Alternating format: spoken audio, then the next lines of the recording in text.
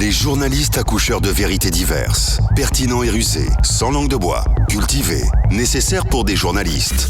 Les grandes gueules, des personnalités acquises par le travail, ce qui leur donne poids et légitimité à interviewer tout le monde. L'épopée des grandes gueules ou le socle de la liberté d'expression en Guinée depuis plus de 10 ans.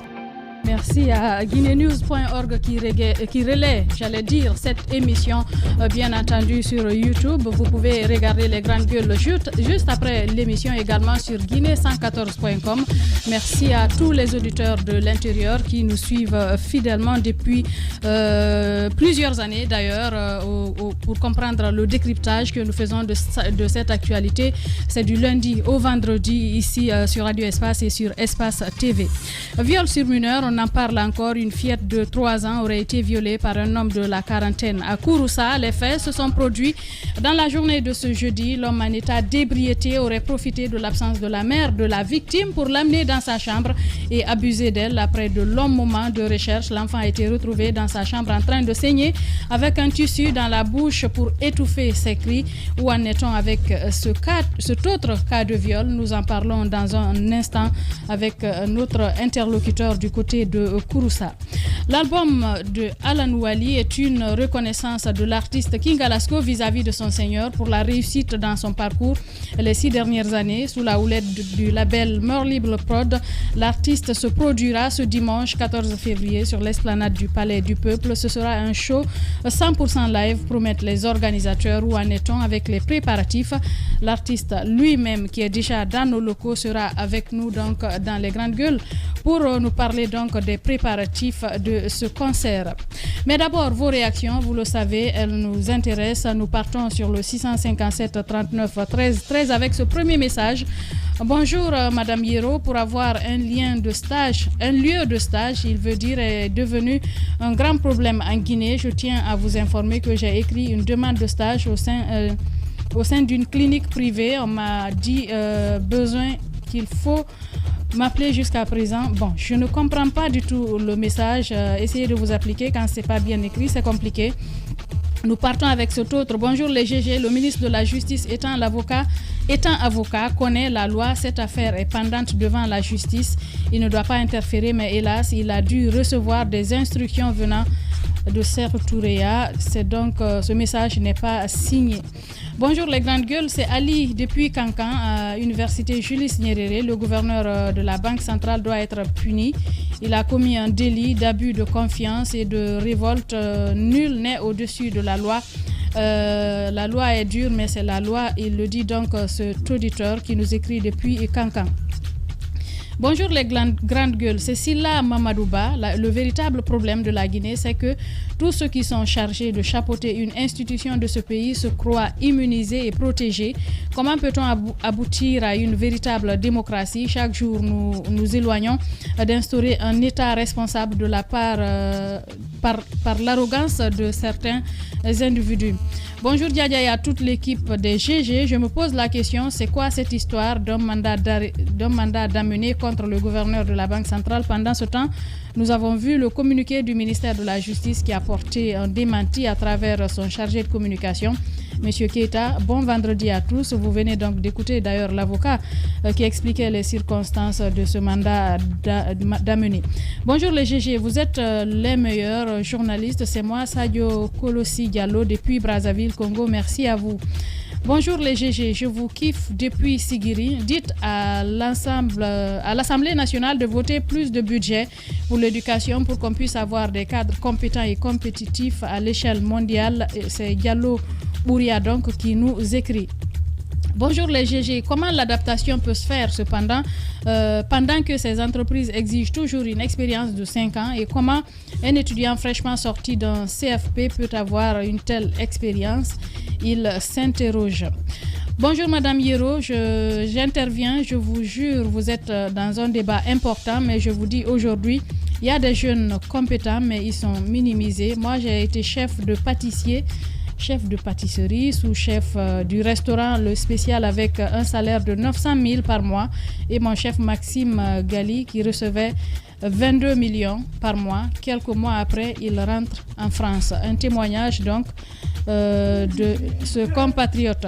Salut les grandes gueules, c'est Youssouf Kayoub de Dubreka. J'ai besoin de confiance du groupe Adafo Média, mais ce que je n'apprécie pas chez vous, c'est de cacher le visage des bandits dans nous. Si la situation n'est pas claire, il est évident que de les cacher, je suis d'accord, mais après toute justification, montrez-les nous, sinon la radio risque de perdre de la crédibilité. Ça relève du professionnalisme, bien entendu. Si le procès n'est pas à son terme, on ne doit pas montrer les visages donc de ces personnes. Ça relève vraiment du professionnalisme. Nous partons donc avec ces autres auditeurs qui nous ont écrit sur la plateforme. Bonjour madame, le ministère de l'enseignement technique et la formation professionnelle souffre d'un problème d'image et de crédibilité. Les cadres qui y sont incapables de faire du marketing social du dit ministère, de ses offres éducatives et de ses produits. Une bonne coopération avec les sociétés et entreprises privées serait une aubaine pour la modernisation, l'adaptation et la qualification de la formation. C'est Aboubakar Mandela Kamara donc qui nous écrit. Nous partons avec cet autre message toujours sur nos différentes plateformes.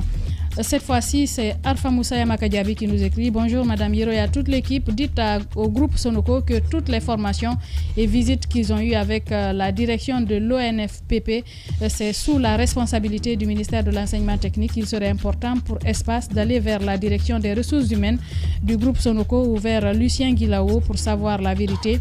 Ils n'ont pas dit la vérité. Les archives sont disponibles. Une information donnée donc par Arfa Moussa Makadiabi. Nous partons donc cette fois-ci avec Sinani. Bonjour Yaya et à toute l'équipe des GG. Je me pose la question, c'est quoi cette histoire d'un mandat d'arrêt contre le gouverneur de la Banque centrale? Pendant ce temps, nous avons vu le communiqué du ministère de la Justice qui a porté un démenti à travers son chargé de communication, M. Keita. Bon, vendredi, on part à présent avec les tweetos qui nous ont certainement écrit avec Vladimir Poutine, certainement, qui nous a fait parvenir les tweets. Amadou, on va essayer de les voir, peut-être de les lire dans la dernière partie. Pour l'instant, on va continuer avec ce cas de viol, Mafoudia Bangoura, ces cas de viol qui deviennent récurrents. On va aller bien entendu du côté de Sigiri où le cas s'est produit. Et une fillette de 3 ans qui a à nouveau est violée en Guinée. À nouveau est violée, tu l'as dit, ce phénomène est devenu récurrent, on en parle un peu beaucoup plus aujourd'hui et malheureusement tout ce qu'on dit, des condamnations par moment ne sont pas de nature à diminuer apparemment le phénomène. Donc c'est une autre fillette qui vient d'être violée par un homme d'une 40aine d'années, une fillette qui a été retrouvée finalement dans la maison de l'homme en train de saigner avec un tissu dans la bouche. Et après il a effectivement été reconnu, arrêté et il a été clairement identifié l'acte sexuel sur la petite. Aujourd'hui, on se retrouve avec les mêmes cas et peut-être avec les mêmes sentiments. C'est des fois ce sentiment d'impuissance parce que quand on parle des cas de viol, par exemple, ce monsieur, c'est une personne proche de la famille. Et déjà, les informations qu'on a, tu sais qu'il serait sous l'effet de l'alcool ce jour-là. Mais après, ça n'excuse pas parce que est-ce que c'est de la réalité ou bien ce sont des excuses qu'on tente de trouver à ce monsieur quand on sait que c'est un autre gros problème aujourd'hui quand on parle de viol. Les familles qui ont du mal à s'exprimer parce qu'effectivement, il y a le poids de la société, il y a le poids de la famille. Pour beaucoup, il ne faut pas, quel que soit, on prend mieux en compte les bruits qu'il peut y avoir autour de la famille que la douleur ou l'avenir de la victime. On va essayer d'en savoir davantage, Guiba Milimono, avec Ablaye Keita qui est en direct chez les GG. Monsieur Keita, bonjour, bienvenue. Bonjour. Alors, on parle de ce cas de viol. Dites-nous concrètement, qu'est-ce qui s'est passé de ce côté? Est-ce que vous pouvez nous faire le récit? D'accord, merci beaucoup de m'avoir donné la parole. Je sais qu'il y a eu un cas de viol presque que nous, qui a été très ignoble ici parce que ça s'est déroulé dans le quartier Koursakura, dans la commune urbaine, où une petite fillette de 3 ans a été violée dans les environs de 14 heures. Mais nous avons constaté que le violeur et la victime presque sont dans la même famille, c'est les parents. Et alors la fille, sa maman l'avait laissée avec ses amis en train de jouer. Elle est partie au marché. Et maintenant, de son retour, elle a vu les autres filles qui jouaient et elle n'a pas vu sa petite fille de 3 ans. Alors, elle était très très inquiète. Elle a commencé à aller faire des recherches un peu partout dans les familles voisines. Malheureusement, elle n'a pas vu son enfant et elle a appelé automatiquement son mari, qui est un vulgarisateur qui est dans un autre quartier. Et ce dernier aussi est venu avec l'urgence. Rapidement, ils se sont tous partis dans la recherche de l'enfant. Et immédiatement, ils n'ont pas vu l'enfant dans les familles voisines et ils sont soupçonnés directement d'un monsieur qu'on appelle, dans son surnom en Maninka, qu'on appelle Gina, qui veut dire diable, et qui a un nom propre qu'on appelle Mamadou Kamara. Et effectivement, ils ont soupçonné de sa maison et ils ont essayé de taper. Le monsieur n'a pas répondu, mais ils ont vu des bruits qui étaient dans la chambre et automatiquement, et le monsieur et sa femme et les autres femmes qui étaient dans la famille ont tapé la porte. Le monsieur n'a pas ouvert. Ils ont offensé la porte et automatiquement ils ont trouvé que la petite fille avait déjà un mouchoir qui était, sa chemise même qui était enlevée et qui était dans sa bouche et elle était étouffée. En même temps, la petite était en train de... Il y avait effectivement le sang qui coulait beaucoup au niveau de la fille et le père avait pris la fille directement, mais malheureusement, lui n'a pas pu résister, il a commencé à pleurer et c'est sa maman qui a pu supporter un peu de poids. Elle aussi, elle s'est dirigée vers un centre de santé plus proche de la famille et directement le monsieur s'est dirigé à la gendarmerie pour des enquêtes. Alors, mais l'acte s'est produit dans la même famille où d'ailleurs même le jeune qui est victime, qui est violeur ici, son jeune frère, la fille, par exemple, la petite victime était confiée à la femme de son jeune frère direct de lait qui était dans la famille, mais malheureusement aussi, lui, il faisait d'autres activités dans la famille et que celle-là n'a pas pu porter attention sur la fille. Sauf le retour de sa maman, ils se sont tous lancés dans la recherche, mais la porte a été offensée devant plusieurs femmes et le monsieur, et ils ont tous commencé à pleurer. Nous, on s'est rendu, ça s'est passé à 14h, on a reçu l'information, on s'est rendu automatiquement, et le monsieur a automatiquement fermé sa porte encore, et il s'est enfermé au même moment que les autres étaient en train d'envoyer l'enfant à l'hôpital. Et c'est en ce moment où quelqu'un a pris la moto, il est parti à la gendarmerie, il est parti prendre un gendarme, et le gendarme est venu directement, il a demandé d'ouvrir, et il a vraiment accepté quand même d'ouvrir la porte. Et le gendarme a vu que même le percal qui était dans le lit était... Les grandes gueules. Il y avait du temps, il a pris l'enfant maintenant et il a pris le monsieur et l'a mené à la gendarmerie. Et c'est en ce moment même que moi... Oui, Abdoulaye Keita, journaliste, je rappelle que vous êtes le correspondant du site mosaicguinée.com qui a d'ailleurs révélé cette information. Alors, dites-nous à ce stade, à quel niveau se trouve la situation? Le monsieur est-il toujours détenu à la gendarmerie?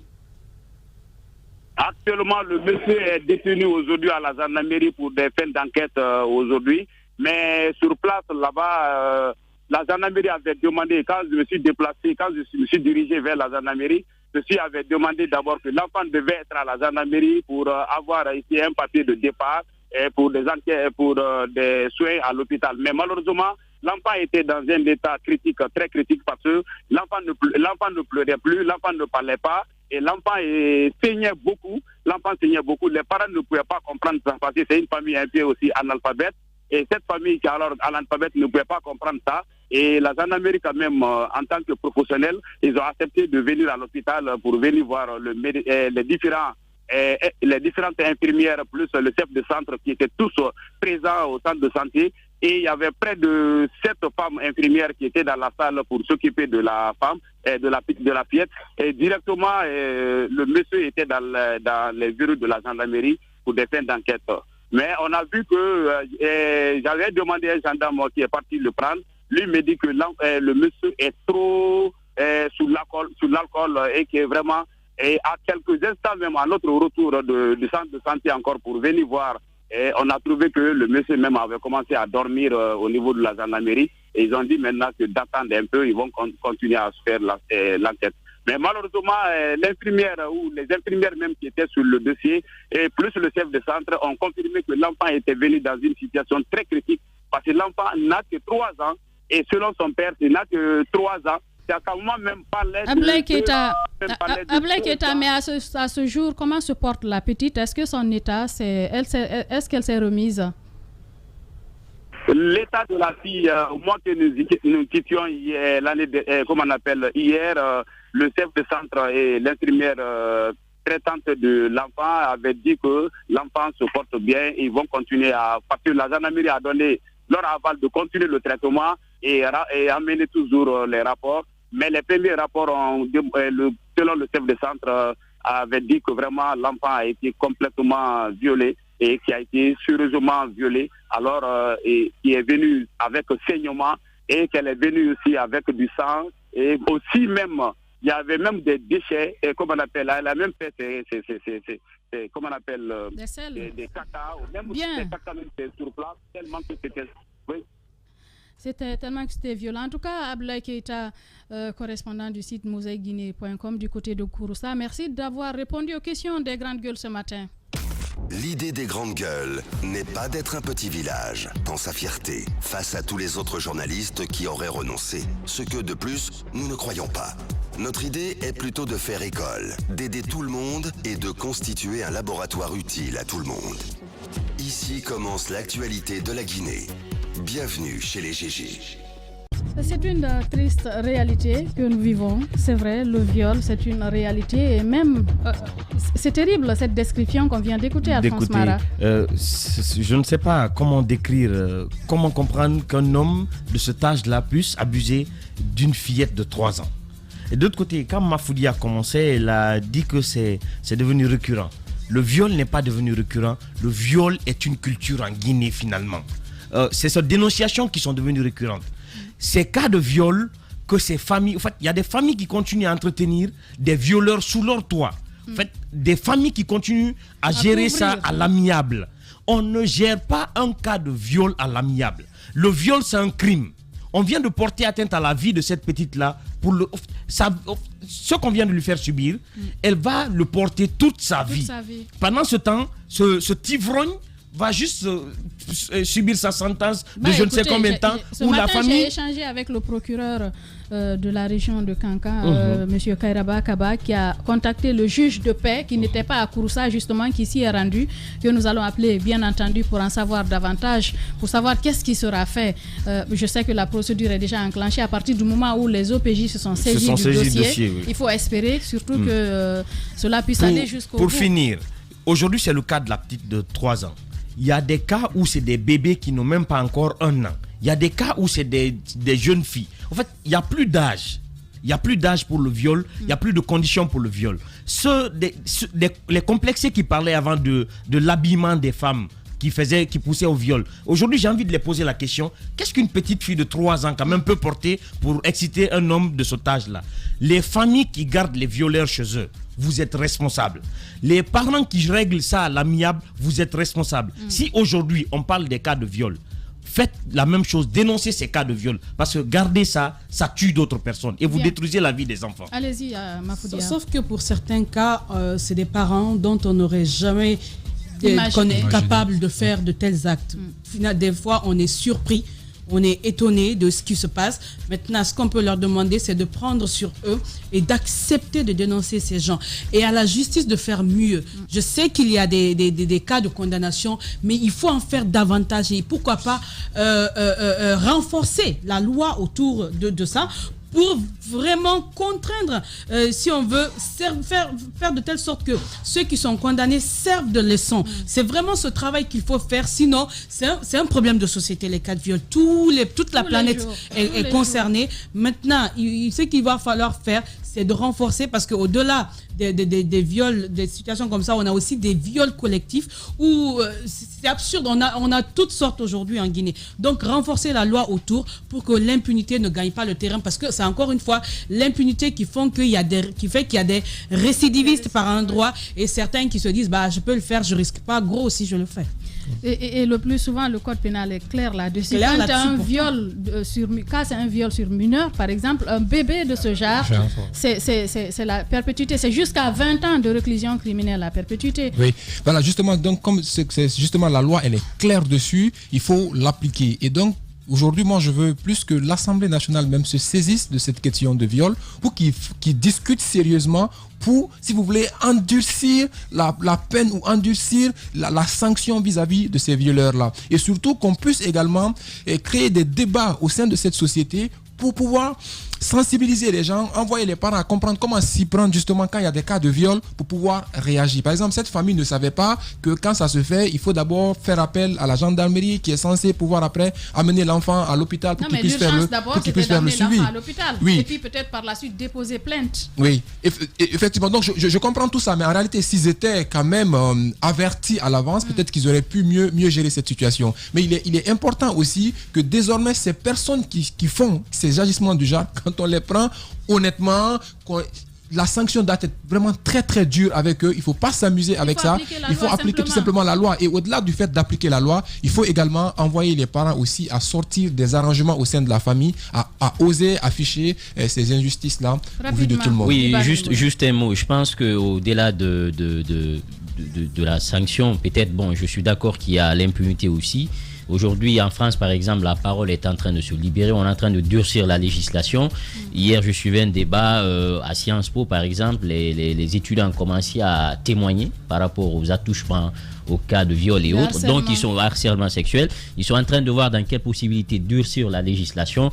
Et donc, amener, par exemple, les moins de 15 ans, même s'il y a consentement, de considérer l'acte comme un viol. Donc, c'est une façon de dire combien de fois c'est un phénomène planétaire. Maintenant, pour le cas de la Guinée, n'oubliez pas qu'il y a les pesanteurs aussi sociologiques.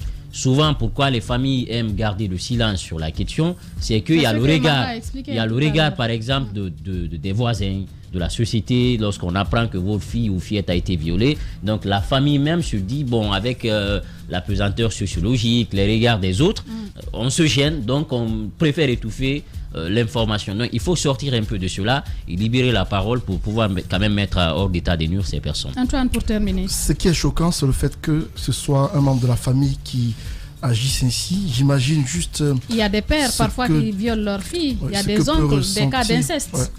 J'imagine ce que peut ressentir la mère de cette jeune fille, parce que je vois un peu la souffrance qu'elles endurent pour donner naissance à un enfant. Et lorsque vous prenez la peine de faire en sorte que cet enfant puisse grandir à 3 ans à peine, qu'elle subisse un viol, comment va-t-elle se développer demain? Et c'est pourquoi parfois vous constatez qu'il y a des familles qui refusent carrément d'héberger chez elles des parents venus d'ailleurs, parce que souvent on les qualifie de familles méchantes, mais ce n'est pas parce qu'elles sont méchantes. Mais ça n'a rien à voir avec l'étranger en fait. Non. Parfois ça se passe dans les familles. À l'interne, parfois ça peut être un peu des familles pervers, mais très souvent ça peut être des proches venus d'ailleurs. 80% des cas de viol, c'est commis par l'entourage, l'environnement, les proches. Ce serait important. Le projet, c'est vrai qu'on le salue, ou je sais pas, c'est le ou là. Oui, c'est l'office. D'accord. Mais n'oubliez pas qu'hier, on disait ici qu'il y a eu un autre cas de viol. On en parlait hier. Il paraîtrait que la structure demanderait de l'argent à certains pour son déplacement. On salue l'office pour ses actions sur le terrain, c'est vrai, mais il faut qu'elle soit davantage dotée de moyens afin de pouvoir mieux agir sur le terrain, surtout à l'intérieur du pays où les agents sont moins nombreux pour pouvoir peut-être faire des actes de sensibilisation dans les familles, mener des actions dans le but de faire cesser ces pratiques qui deviennent... pour moi, c'est un rituel, tout simplement. c'est un rituel. Il n'y a pas de plaisir dans ces types de rapports sexuels. Qu'est-ce que cet homme de 40 ans tire comme plaisir en allant avec une... Voilà, demandez simplement à la justice d'agir. Voilà ce qu'on pouvait essentiellement dire sur cet autre sujet. L'émission continue. Le ridicule et la méchanceté sont ses traits de caractère. La haine est un poison mortel dont beaucoup se nourrissent pour vivre. Il n'y a pas d'entrepreneur audacieux qui ne fabrique pas automatiquement jalousie, envie, critique, caricature, diffamation et désinformation. Bienvenue sur Radio Espace Guinée, la radio dont les autres s'inspirent. Radio Espace Guinée. À Conakry sur 99.7, en région à Labé, Kakandé sur 99.7, à Cancan sur 99. Bien entendu, l'album Alanouali est une reconnaissance de l'artiste King Alasco vis-à-vis de son seigneur pour la réussite dans son parcours les 6 dernières années. Sous la houlette du label Meurs Libre Prod, l'artiste se produira ce dimanche 14 février sur l'esplanade du Palais du Peuple. Ce sera un show 100% live, promettent les organisateurs. Où en est-on avec les préparatifs? Oui, il est avec nous, l'artiste en personne. Bonjour King, bienvenue. Bonjour et bonjour à tous les auditeurs et bonjour tout le monde ici.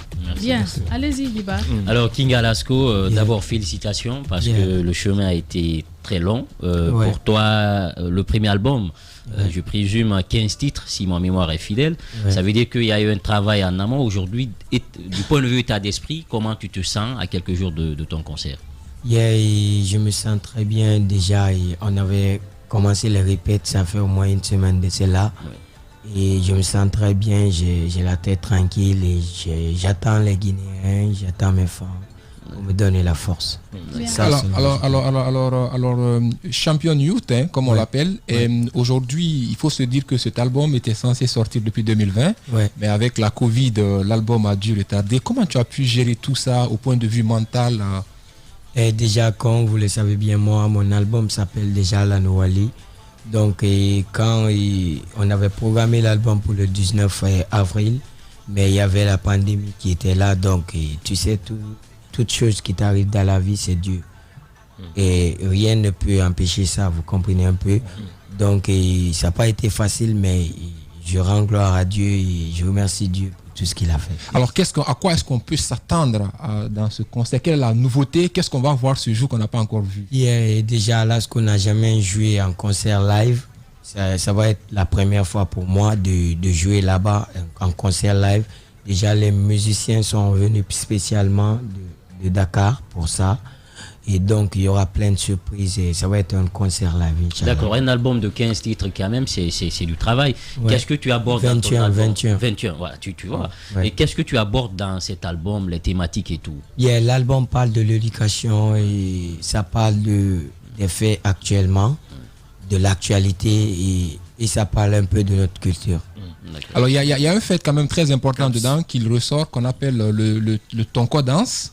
D'où est venue l'inspiration? Parce qu'aujourd'hui, ça partout, c'est juste ce que les gens dansent, c'est ce qui se chante partout. D'où est-ce qui est venue l'inspiration, surtout au niveau concept? Parce qu'après, derrière, il y a les nouveaux concepts qui sortent. Comment est-ce que King Alasco s'y prend? Parce que toujours, il a de nouveaux concepts à offrir. Déjà, moi, depuis 2015, je fais que des tubes et ça... C'est pourquoi d'ailleurs on a surnommé l'album Alanouali parce que depuis ça fait au moins 5 ans je cartonne que des concepts avec que des concepts. Et tu sais moi, et je me réfère un peu des réalités qui se passent dans notre pays. Vous comprenez, il ne faut pas chanter pour chanter, il ne faut pas chanter parce que tu as la belle voix et pour raconter du n'importe quoi, vous comprenez. Moi je dis les réalités dans mes sons pour un peu conseiller la jeunesse à travers la musique. Et c'est ça qui est la force. Moi j'ai une question. Moi j'ai connu King Alasco il y a plus de 5 ans quand il était managé par Shelton à l'époque et Tidjane. De ce jour-là aujourd'hui, est-ce qu'on peut dire que King Alasco est un jeune mûr? Déjà quand vous constatez depuis ce temps et maintenant là, quand tu constates les musiques que je fais maintenant là, c'est très différent des autres. Des anciennes musiques parce que c'est mature maintenant. Même quand tu kiffes l'album, tu vas te dire waouh, tout est bien fait, que ce soit l'arrangement, l'artiste. Déjà, je suis avec mon équipe MLP et je suis avec un directeur artistique et un arrangeur compétent, professionnel. Donc, l'album, c'est très différent des autres sons. Bien, allez-y, Antoine. À un moment donné, j'étais de ceux qui disaient que la musique guinéenne n'est pas très jouée à l'étranger, notamment sur les chaînes de musique internationale comme Trace. Et ces derniers temps, je constate que King Alasco et beaucoup d'autres artistes de la musique urbaine sont joués sur ces chaînes-là à cause de la qualité des clips. Chapeau pour ce travail. De l'autre côté, c'est par rapport à ce concert qui aura lieu, je crois, le 14 dimanche. Dites-nous, c'est une fête des amoureux. Est-ce que King Alasco fait dans le slow, c'est-à-dire les musiques de zouk et tout ça? Parce que les gens viendront avec leur couple et tout ça, mais comment est-ce que tu comptes faire pour que les gens puissent danser avec leur bien-aimé? Déjà, je vous ai dit tout à l'heure, il y a les musiciens qui sont là, tout est déjà préparé. Il y aura tout genre de musique, que ce soit reggae, dancehall, zouk pour les amoureux. Vous comprenez un peu, donc on a déjà tout mis en place pour les amoureux aussi. Il y a des sons pour eux, il y a des sons pour les ghetto-youth, parce qu'Alasco vient du ghetto. Et il y a des sons pour des grandes personnalités aussi. D'accord, moi le ticket, c'est à combien C'est à 25 000 francs. Ok, moi j'ai juste une question, c'est par rapport un peu aux grands noms que tu as invités sur ton album. Parce que j'apprends qu'il y a Takana Zion qui est sur l'album, il y a Hitman, Fishkila et les autres. Est-ce qu'au-delà d'eux, tu as invité aussi d'autres artistes? Parce que le monde aussi viendra à cause de certains noms. Ouais, il y aura plein d'artistes. Tu sais, c'est des surprises. Vous comprenez un peu, je ne peux pas me permettre tout à l'heure de dire des surprises. Voilà. Alors, il y aura plein de surprises. Côté préparation, comment ça sera au niveau du Palais du Peuple? Respect des gestes barrières, la vente des tickets, où est-ce que vous en êtes? Côté sécurité? Déjà, la vente des tickets, on a commencé à vendre des tickets depuis le jour qu'on avait annoncé l'album. Et côté sécurité, il y aura tout. Il y aura les gendarmes. Il y aura des bodyguards et déjà mon boss il a tout, comme vous le savez bien, MLP c'est toujours professionnel. Et King Alasco, il a quel âge et est-ce qu'il va à l'école? J'ai déjà fini mes études. Voilà, pour rebondir justement dans le même sens de la question. Quel âge d'abord? J'ai 21 ans. C'est jeune. Voilà, justement pour 21 ans. Quoi à l'université? Administration des affaires. Après, je me suis spécialisé en ressources humaines. Je m'excuse bien. C'est pas justement la question que j'ai envie de poser aujourd'hui. King Alasco, il est très jeune et son nom est partout. Comment est-ce qu'il fait aujourd'hui pour gérer tout ça avec son jeune âge, avec la vision qu'il a, pour ne pas après se dire je suis arrivé au sommet et maintenant je n'ai plus rien à prouver, et après comment on le connaît avec les autres artistes et après c'est la dégringolade. Et déjà, je vais vous dire aujourd'hui, moi, si le succès allait me monter par la tête, c'était depuis en 2015, lors de mon premier single. J'ai fait au moins 5 ans avant que je sorte mon album. J'ai fait des tournées partout en Guinée, je suis connu partout. Donc je vais rester toujours focus, parce que j'ai une équipe qui est là et qui me dit, quand je suis pas sur le bon chemin, qui me dit toujours ouais Alasco, c'est ça tu dois faire, et je l'écoute directement, parce que c'est des grands, c'est des personnes âgées, vous comprenez, et donc j'arrive très bien à gérer mon succès malgré il y a le succès aujourd'hui, mais je connu 2 jeunes, toi et Tamsir, vous comprenez.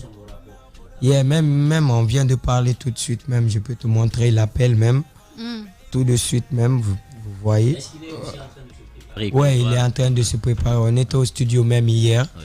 Et donc, c'est des surprises. C'est pourquoi je ne veux pas trop parler. King Alasco, en tout cas, merci d'être passé dans ce studio. Merci beaucoup. Merci pour l'invitation. Et j'invite tout le monde. C'est le dimanche. Donc, venez, on va faire le feu, Inch'Allah. Voilà, on va faire le feu. Bien. On va mettre le feu. Bien, voilà ce qu'on pouvait essentiellement dire au compte de ce numéro des Grandes Gueules. Merci à tous d'avoir été des nôtres. Merci à toute l'équipe des 5 aujourd'hui, des animateurs qui étaient là avec nous pour décrypter l'actualité. Merci à Amadousso qui a conduit les sons du côté de la radio, du côté de la régie. Merci à Vladimir Poutine, à Nalaï Sidipé, Mafata Sano et à tous les autres. C'est un plaisir de vous servir. À lundi pour un autre numéro avec le Turbo aux commandes.